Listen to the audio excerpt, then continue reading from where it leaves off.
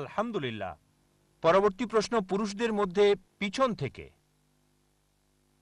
Mister Zakir, আমি অরোরা বিবেক। হিন্দু হয়েও এখানে এসেছি, কোনো বিতর্কের জন্য এখানে আসিনি। তবে আমার একটা প্রশ্ন, আহম ব্রহ্মা, আহম বিষ্ণু, আহম মহেশ এগুলো বলেছিল আমার ভালো বন্ধুদের একজন। ঘটনাক্রমে সে আমাদেরকে কোরআন এবং বাইবেল নিয়ে বলেছিল। তবে আমার প্রশ্ন হলো, আমার প্রশ্ন চারটা আপনার কাছে। এক নাম্বার, বেশি গুরুত্বপূর্ণ প্রশ্ন প্রথমে। আচ্ছা যদি আচ্ছা, সময় থাকে অবশ্যই আপনাকে আরেকটি প্রশ্ন না করার কারণ সুযোগ দেব, দেখাবেন না।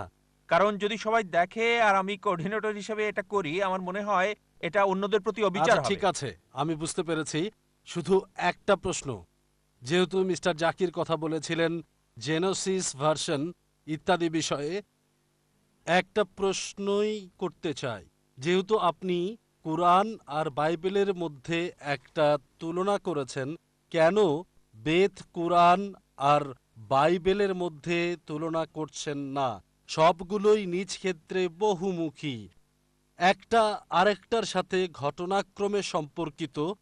ঈশ্বর সর্বশক্তিমান হলেন এক, যেভাবেই তাকে ডাকা হোক, আল্লাহ, ভগবান বা যিশু নামে, এটা নিশ্চিত করছেন না কেন সব মানুষেরই বলা উচিত ঈশ্বর কেবল একজন? ভাই সুন্দর প্রশ্ন করলেন, খুবই গুরুত্বপূর্ণ প্রশ্ন, একটা বাস্তব প্রস্তাব।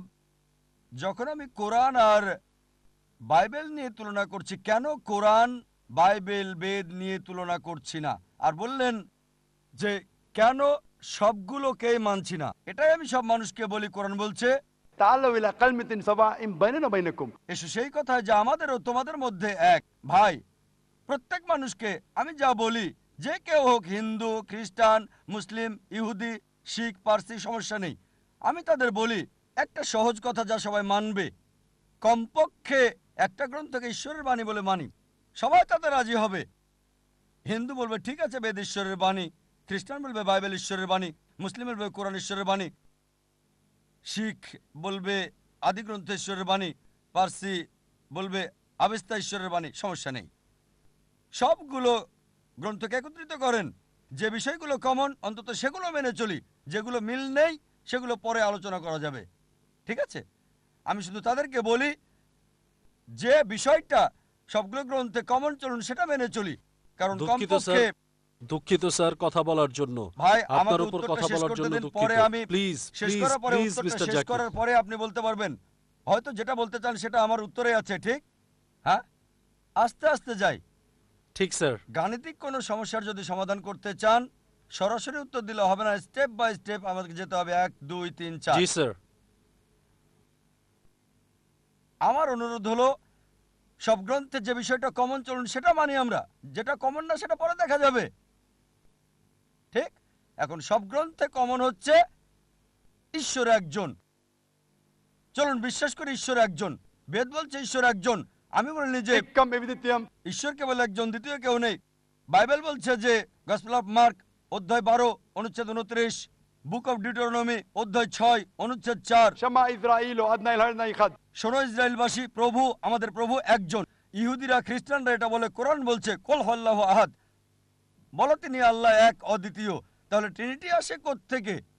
এই ব্রহ্মা, বিষ্ণু, শিবা আসে থেকে? কোথায়? আমি সেটা বিশ্বাস করি না স্যার। ভাই আমাকে শেষ করতে দিন। কোরআনে ব্রহ্মার কথা বলা হয়নি, কোনো শিবার কথা বলা হয়নি, যিশুর কথা বলা হয়নি যে তিনি ঈশ্বর। কোরআনে বলা হয়েছে তিনি আল্লাহর একজন নবী ছিলেন। বাইবেলও বলে না যে তিনি ঈশ্বর ছিলেন। এটা হচ্ছে খ্রিস্টানদের একটা মিথ্যে দাবি। তাহলে কিভাবে বলেন যে আল্লাহ, যিশু যেটাই বলুক না কেন সমস্যা নেই? কোরআন বলছে সূরা ইসরা অধ্যায় 17 আয়াত 110, قل ادعوا الله عبد الرحمن أيما تدعوا فله الأسماء الحسنى। বলো আল্লাহ বলো আর রহমানই বলো, যে নামেই ডাকো তার রয়েছে সুন্দর সুন্দর নাম।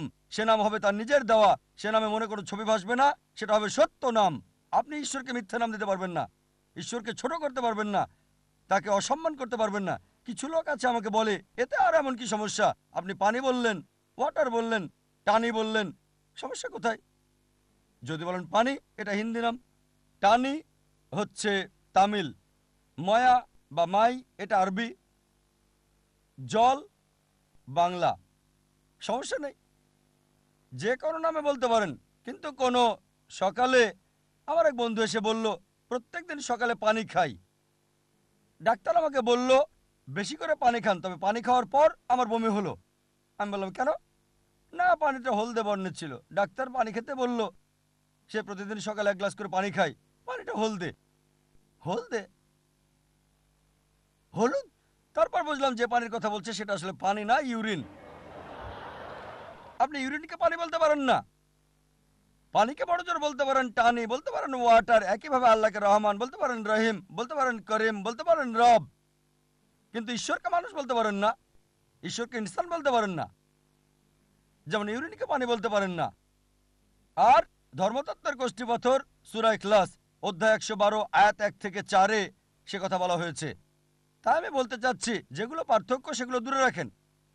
কোরআন কোথাও বলেনি যিশু ঈশ্বর, কোথাও কোরআন বলেনি মহেশ ঈশ্বর, তাই মহেশকে দূরে রাখুন। হ্যাঁ, যদি বলেন ব্রহ্মা, ব্রহ্মা সংস্কৃত শব্দ যার মানে হচ্ছে সৃষ্টিকারী ঈশ্বর। যদি বলেন স্রষ্টা, কোনো আপত্তি করব না।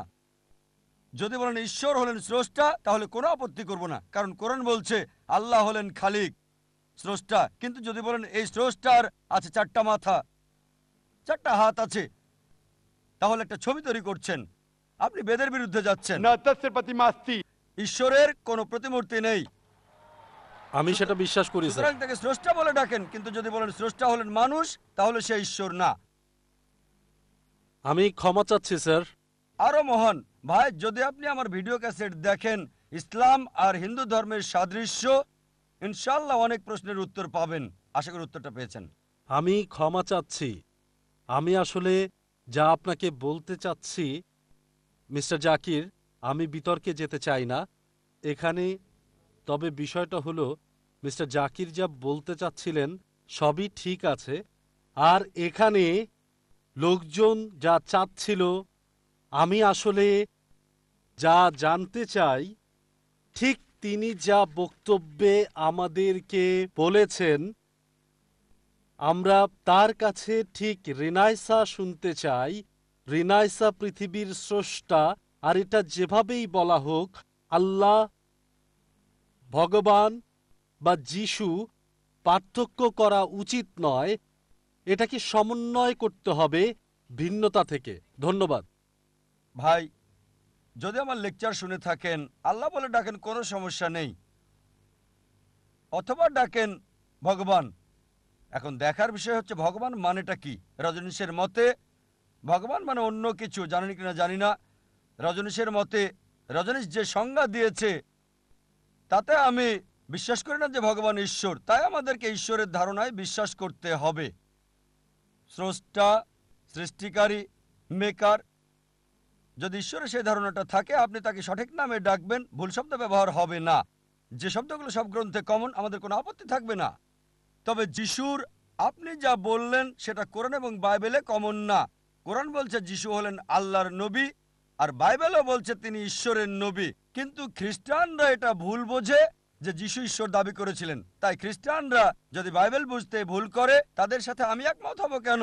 আমি সত্যটা তুলে ধরবো। আমরা ঝগড়া করার জন্য এখানে আসিনি, কমন বিষয়গুলোতে একমত হতে এসেছি। تعالوا إلى كلمة سواء بيننا وبينكم এসে সেই কথায় যা তোমাদের আমাদের মধ্যে এক। পাঠকারী মুহাম্মদ বলেছেন, অনেক লোকই রয়েছে